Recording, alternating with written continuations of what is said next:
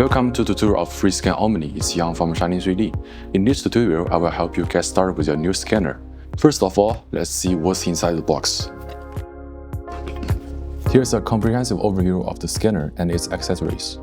The scanner comes with a smart dock, which is used for both charging the scanner and transferring data wirelessly. Included are 8 batteries, lasting approximately 2 hours during scanning.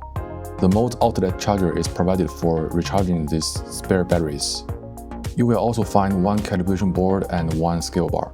Always remember to return these to their case after use to avoid scratches or damage. For markers, we provide 3 sizes: 3, 6, and 12 mm, accommodating various object dimensions. Regarding connectivity, a power adapter and a USB cable are included for connecting the smart dock, while an Ethernet cable allows for direction connection between the scanner and the computer, or connection to the smart dock as an alternative to the USB cable. Finally, a USB drive is included for easy data export. So that's all in the box. In the next tutorial, I will show you the basic operation parts. Thanks for watching.